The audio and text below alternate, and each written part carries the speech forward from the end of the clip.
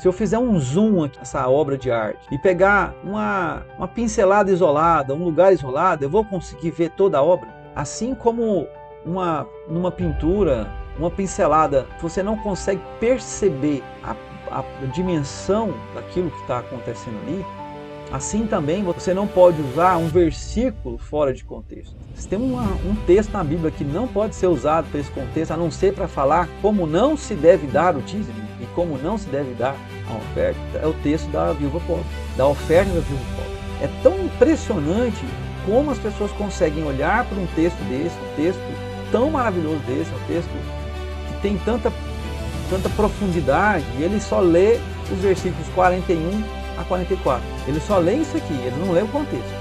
Você acha que Jesus usou esse texto como uma referência de como se deve se dizimar? Não foi essa a intenção de Jesus nesse texto.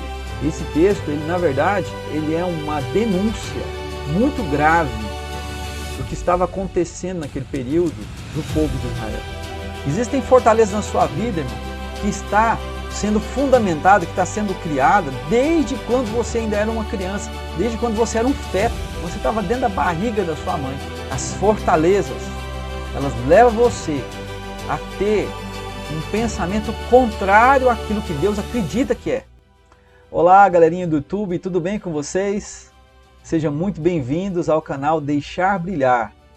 Esse canal é um canal direcionado, é um canal que tem como objetivo levar as pessoas a uma vida de adoração, ensino da palavra e vida saudável. Se você chegou aqui agora, caiu de paraquedas aqui no meio desse canal, segue a gente, se inscreva no canal, venha fazer parte dessa família Deixar Brilhar.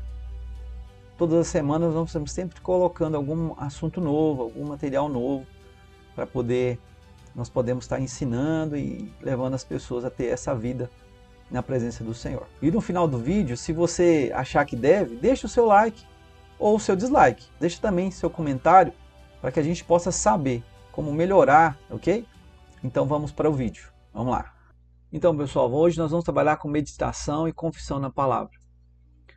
É uma das práticas mais importantes que eu descobri na minha vida depois de algum tempo. Foi algo assim, tem sido assim espetacular.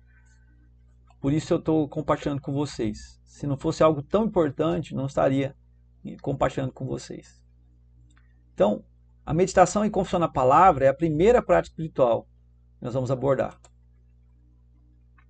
A meditação na palavra está escrito em vários lugares da Bíblia, né? No Antigo Testamento, então, tem vários textos que falam sobre meditação na palavra. E no livro de Josué, capítulo 1, versículo 8, fala sobre meditação na palavra de uma forma muito interessante. Olha para você ver como é que está escrito. Este livro da lei não se apartará da tua boca, confissão, mas nele meditarás dia e noite.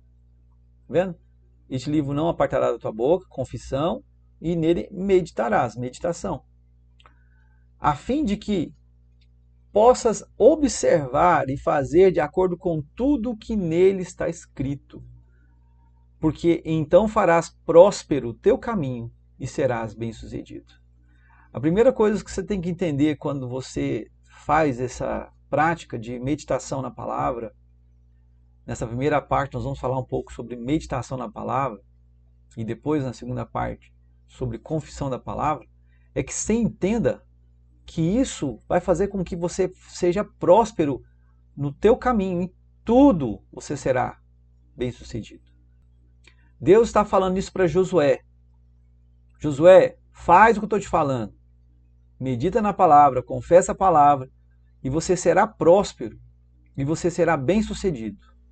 Prazer na meditação da palavra. Muitas pessoas acham que meditar na palavra, ficar o tempo todo ali lendo a palavra é algo difícil, né? Não tem esse costume, né? Eu faço isso desde criança. A palavra de Deus diz que esse deve ser o seu prazer. E muitas pessoas acham difícil. Porém, é muito gostoso quando você medita na palavra. O que eu não fazia era confessar. A meditação eu sempre fiz, eu sempre meditei na palavra.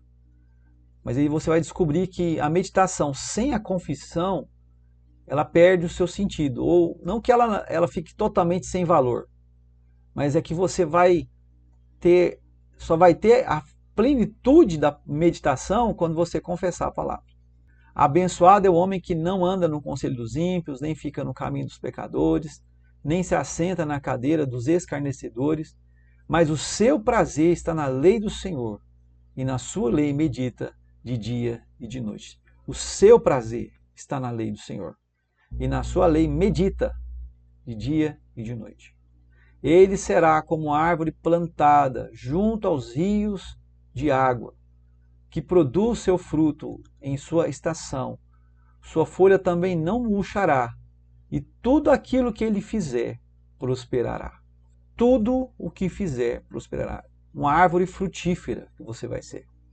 É impressionante esse texto, porque é como se você pegasse, eu não sei se você já teve essa experiência, de andar à beira do rio, na beira de uma fonte de água, na beira de um córrego. As plantas, as árvores, elas não murcham. Já notou isso?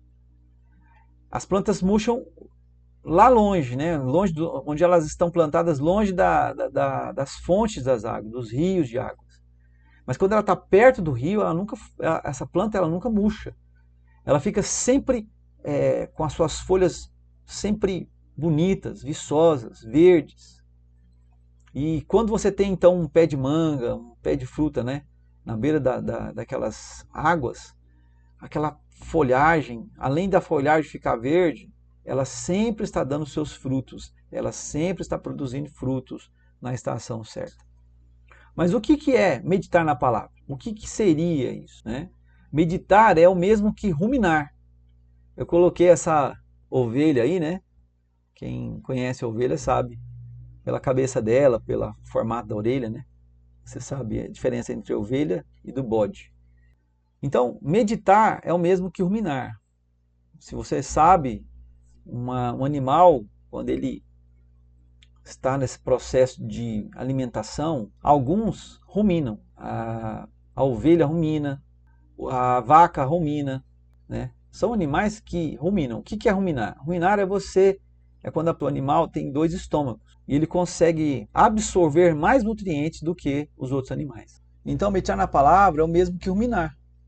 Você fica remoendo a palavra, você fica voltando a palavra todas as vezes na sua mente, até que você absorva todo aquele conteúdo e entenda plenamente aquilo que Deus quer falar através da palavra dele. Como meditar na palavra? A meditação na palavra consiste em você observar toda a palavra. Basicamente é isso. Você observar toda a palavra. Não adianta você, por exemplo, eu citei aqui, eu coloquei essa ilustração, a pintura do Rembrandt. Mostra Cristo, né, durante a tempestade no Mar da Galileia. Esse Rembrandt, se você olhar para ele completamente, todo o quadro, você vai observar que existem detalhes, coisas lindas nessa paisagem ou nessa pintura que mostra com clareza o que o autor queria falar. São detalhes, expressões de rosto e tal. Porém, se eu pegar esse Rembrandt, quando ele estava sendo pintado pelo artista, ele tivesse dado a primeira pincelada, eu ia entender o que estava acontecendo. Se eu fizer um zoom aqui nessa obra de arte e pegar uma pincelada isolada, um lugar isolado, eu vou conseguir ver toda a obra, né? Existem pessoas que querem fazer isso com a palavra de Deus. A palavra de Deus, ela é muito maior do que um Rembrandt. Ela é muito mais complexa do que uma arte, uma pintura, seja do cara mais renomado que existir. Ela é algo assim muito maior, muito mais intenso, muito mais amplo, muito mais complexo. Então, assim como numa pintura, uma pincelada, você não consegue perceber a dimensão daquilo que está acontecendo ali, assim também você não pode usar um versículo fora de contexto. Um versículo isolado, você pode criar um monte de heresia. Você pode criar um monte de problemas. Então é muito importante que você leia a palavra na sua plenitude, na sua completude. Tá? Existem pessoas que acham que elas precisam apenas ler um versículo durante o dia, à noite vai lá, lê um versículo, pega aquele versículo, lê, pega um versículo isolado, lê, e aquilo está suficiente para ela. Ela se alimentou? Não. Então é muito importante que você entenda que a meditação na palavra, você deve entender o contexto completo daquele texto que você está lendo, aquele versículo que você está lendo. Se nós formos para a prática, você vai entender mais claramente o que eu vou explicar aqui. Vamos falar sobre a oferta da viúva pobre, né? Esse texto que é tão mal interpretado aí nas Escrituras Sagradas. Marcos 12, 41, 44 diz o seguinte: E sentou-se Jesus defronte do tesouro e observava como a multidão lançava dinheiro no tesouro. E muitos ricos depositavam muito. E vindo ali uma viúva pobre, depositou 2 leptos, que valem 1 quadrante. E ele, chamando a si os seus discípulos, disse-lhes: Na verdade, eu vos digo, que esta pobre viúva deu mais do que todos os que depositaram no tesouro. Porque todos eles depositaram da sua abundância, mas ela depositou tudo o que tinha, todo o seu meio de vida. Eu não sei se você já teve a experiência de estar na igreja e alguém usar esse texto para poder falar sobre dízimo e oferta. Tem um texto na Bíblia que não pode ser usado para esse contexto, a não ser para falar como não se deve dar o dízimo e como não se deve dar a oferta. É o texto da viúva pobre, da oferta da viúva pobre. Tem pessoas que usam esse texto para tentar mostrar que Jesus está dando valor às pessoas que estão dando tudo e ficando pobres. É tão impressionante como as pessoas conseguem olhar para um texto desse, um texto tão maravilhoso desse, um texto que tem tanta profundidade, e ele só lê os versículos 41 a 44. Ele só lê isso aqui, eles não lê o contexto. Esse é o texto. E o contexto?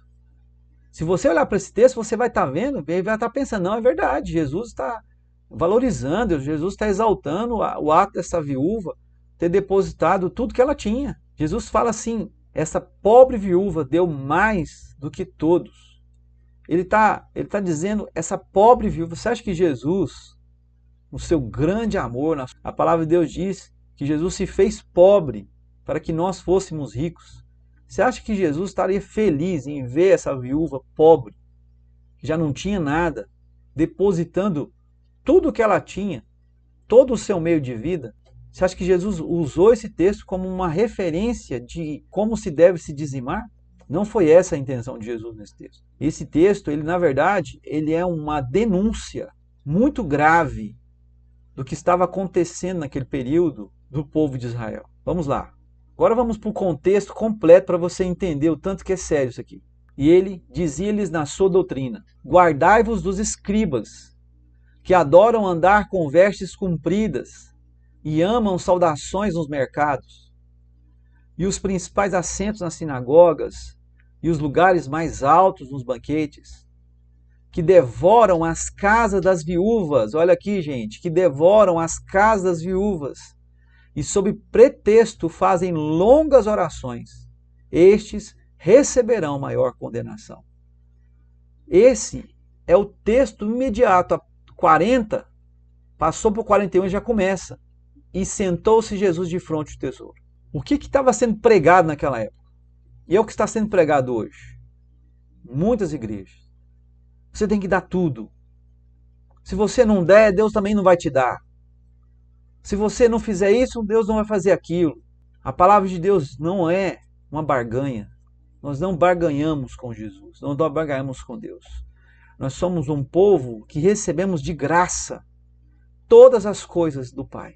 Então, quando você olha para esse texto, os escribas criaram um sistema de oferta de dízimos em que as pessoas tinham que dar tudo o que elas tinham. Até mesmo as viúvas tinham que dar tudo que tinha para poder serem aceitas. E se você levar em consideração o que Deus diz sobre o dízimo e a oferta: Trazei todos os dízimos à casa do tesouro para que haja mantimento na minha casa. Mantimento é o que, gente? Mantimento é comida. Sabe para que serviu o dízimo? Foi instituído por Deus para que essas pessoas pobres, as viúvas, os órfãos, os estrangeiros, aqueles que não tinham condições, pudessem ter onde buscar o mantimento. É diferente do que está sendo pregado hoje e é diferente do que foi pregado na época de Jesus. É bem diferente. É totalmente diferente. essas pessoas elas estavam sendo ensinadas que se você tem, você é alguma coisa. Se você não tem, você não é nada. E no reino de Deus é o contrário. A palavra de Deus diz que Deus é o Deus do órfão e da viúva. O órfão tem alguma coisa? A viúva tem alguma coisa? Naquela época não. Então, esse falso ensino foi desenvolvido a partir do quê? Do contexto errado, da leitura errada. Essa aplicação, olha aqui, como está na palavra, entenda o contexto completo, assim como uma pintura. Em uma pincelada não podemos ver a beleza completa da obra, assim também não podemos ver com clareza a palavra de Deus, apenas por um versículo isolado. Conclusão: sem a meditação na palavra, seremos facilmente enganados por qualquer vento de doutrina. Você vai sentar na igreja e vai receber tudo que tiver lá. Seja bom, seja ruim, você vai comer. Você não vai ter condições de escolher, ou vai ter condições de entender completamente, ou filtrar as informações que você está recebendo. Então, a primeira coisa que deve fazer na sua vida é meditar na palavra, olhar todo o contexto, nunca ler e nunca permitir que alguém pregue para você textos ou versículos isolados, conceitos isolados. A segunda parte desse ensino nós vamos falar sobre confessar a palavra de Deus. A confissão da palavra ela é a prática que transforma a sua maneira de ver tudo que está ao seu redor. Toda a sua estrutura, tudo aquilo que está ao seu redor muda quando você começa a praticar a palavra de Deus.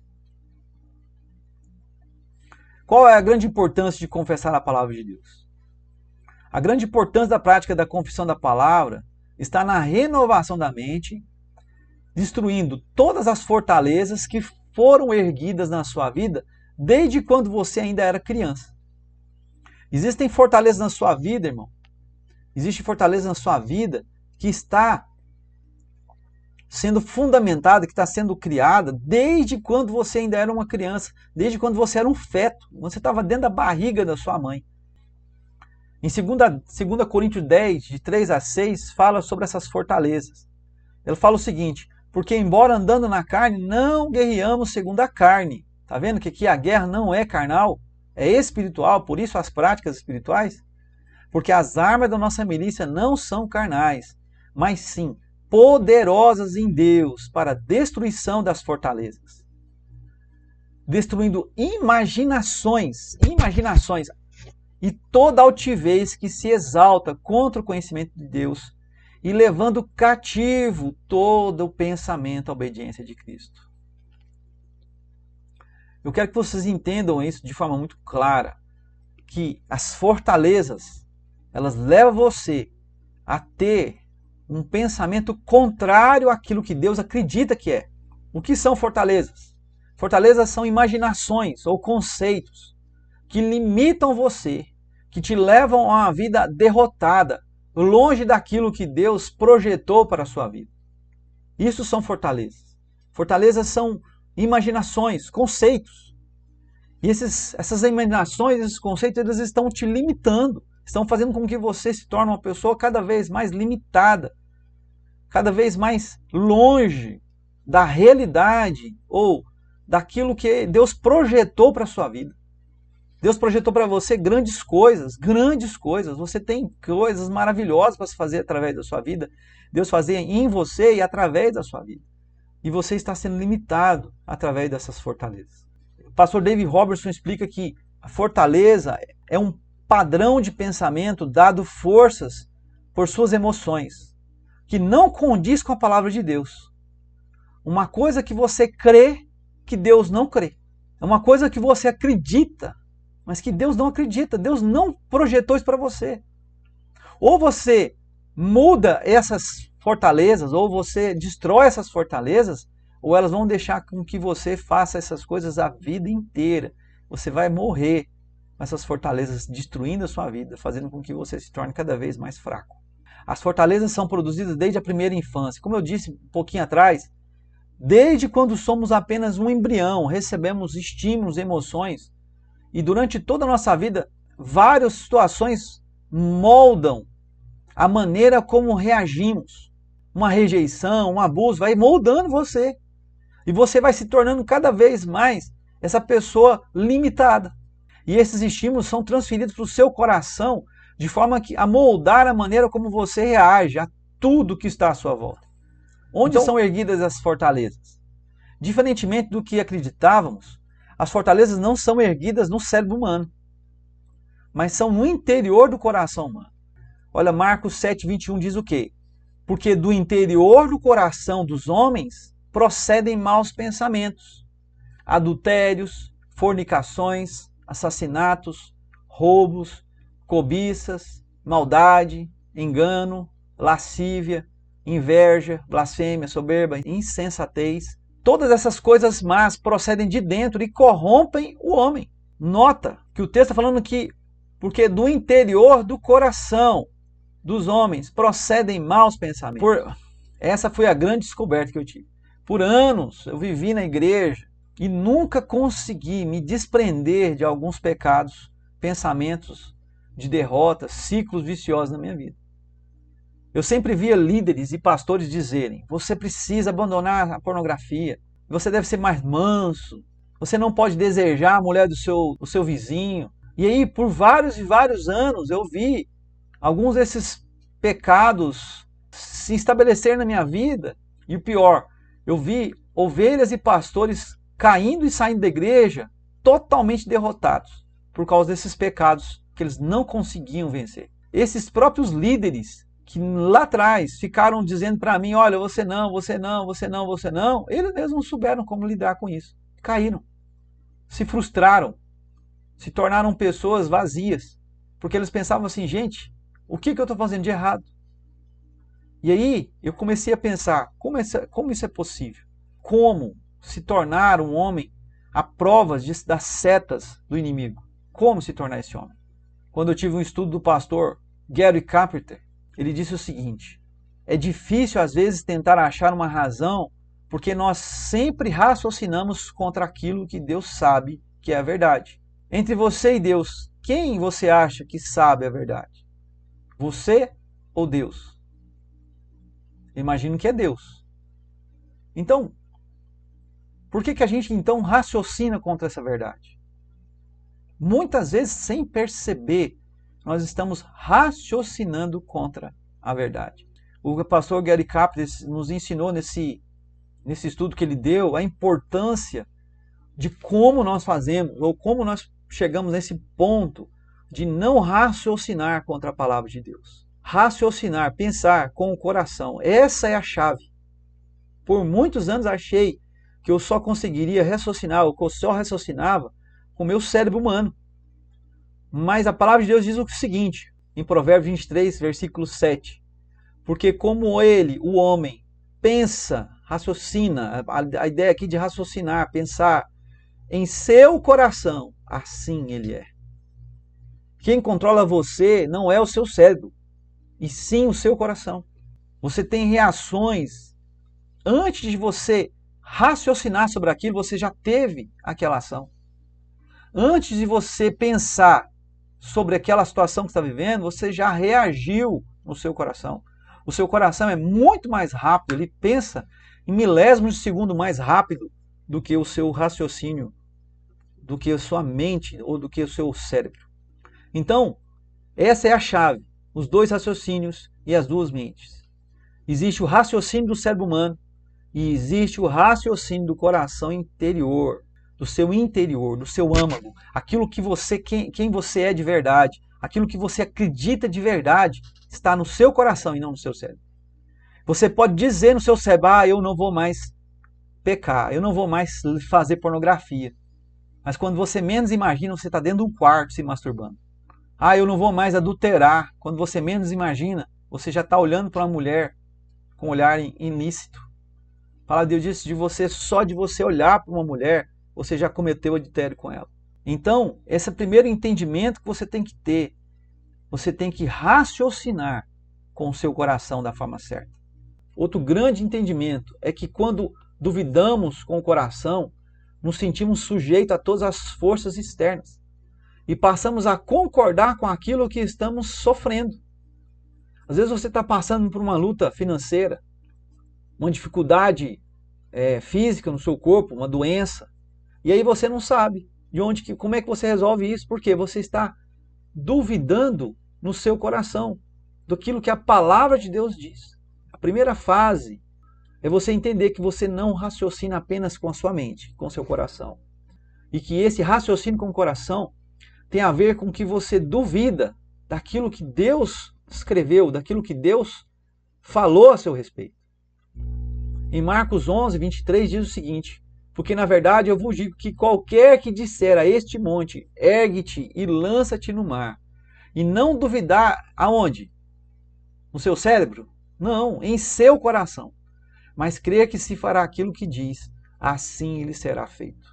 Mas quando cremos, podemos mudar tudo ao nosso redor.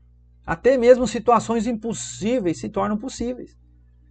Por isso Jesus diz que qualquer coisa, assim lhe será feito.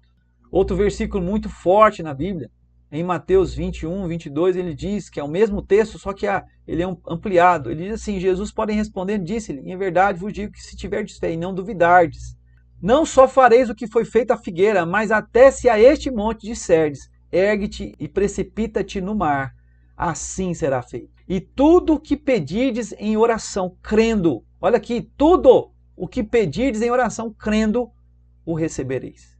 Então, quando você para de duvidar da palavra de Deus em seu coração, você passa a alcançar os grandes objetivos da palavra de Deus na sua vida.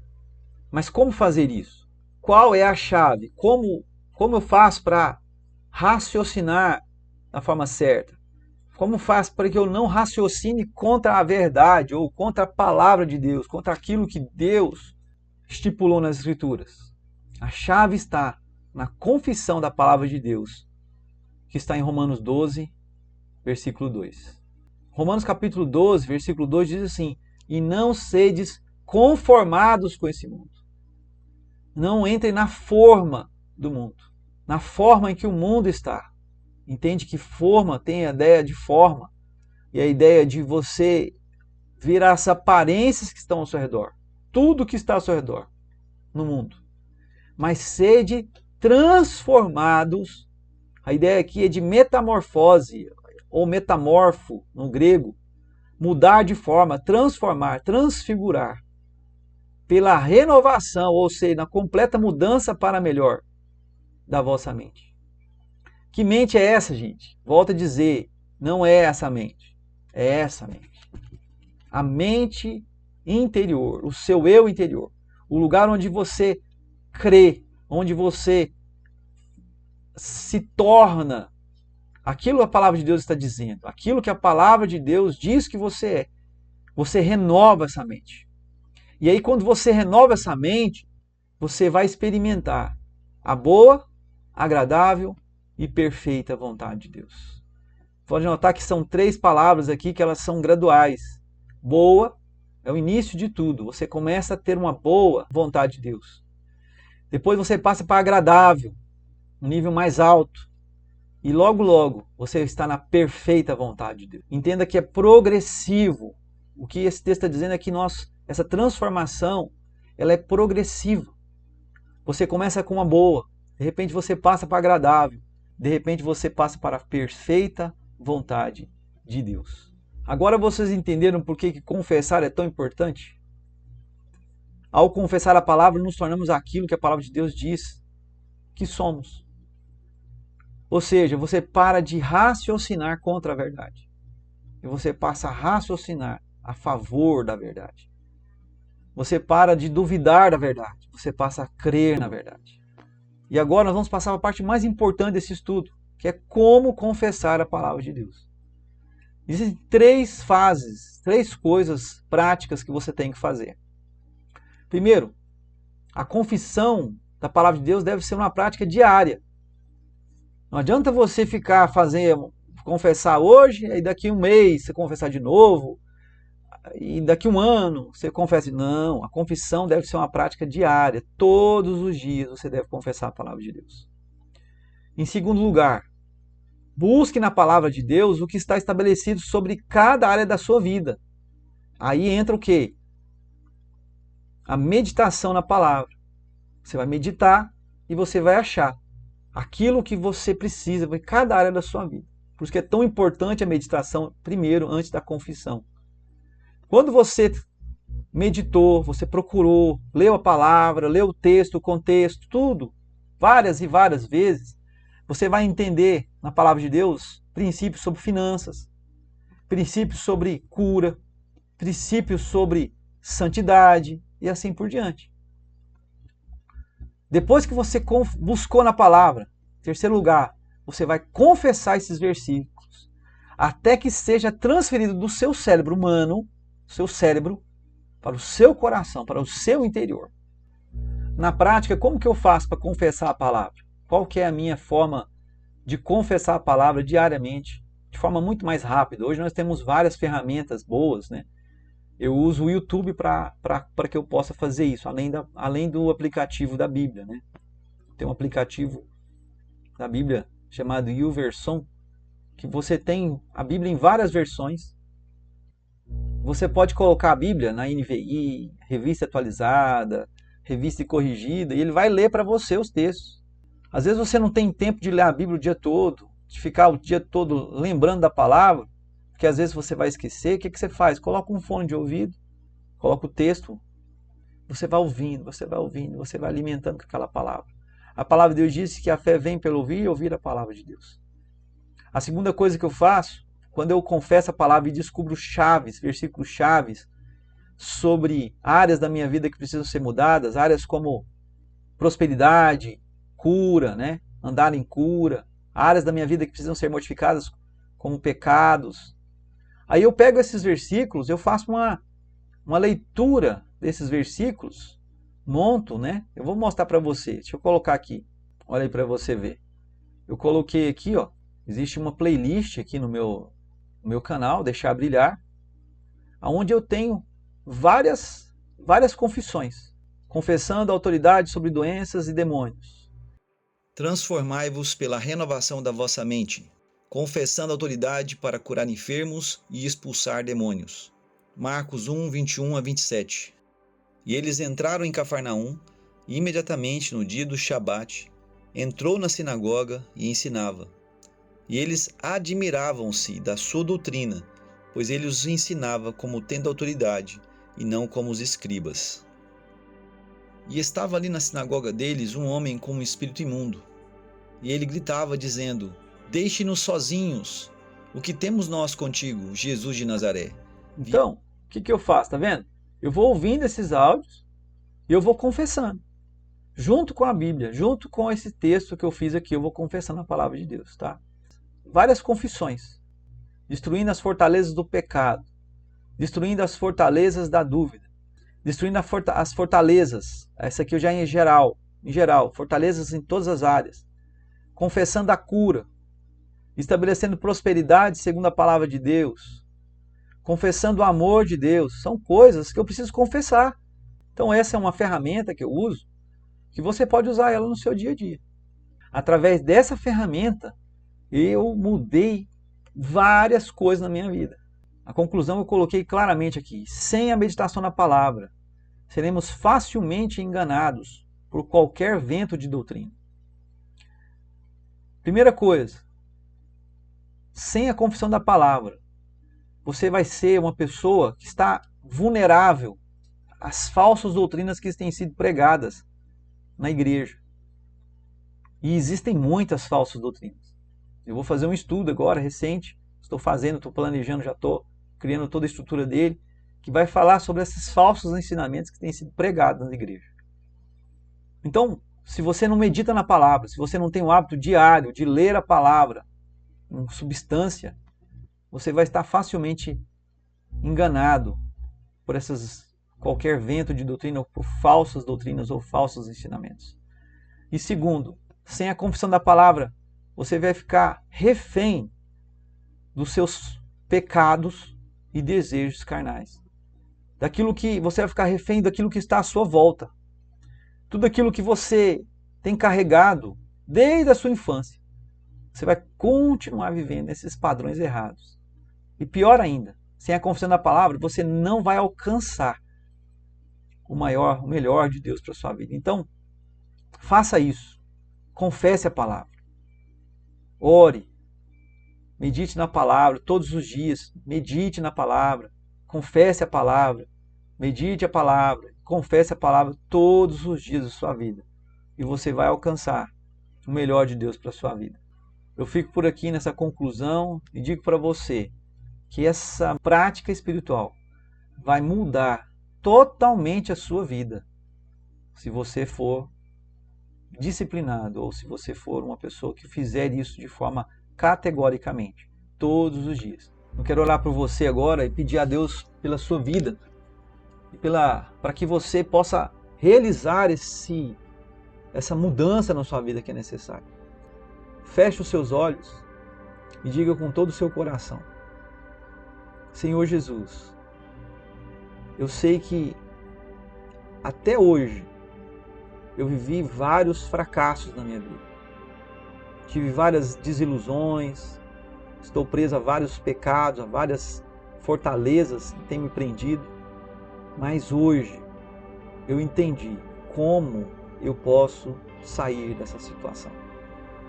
E por isso, Deus, em nome de Jesus, eu te peço forças para que eu possa ser transformado pela renovação da minha mente.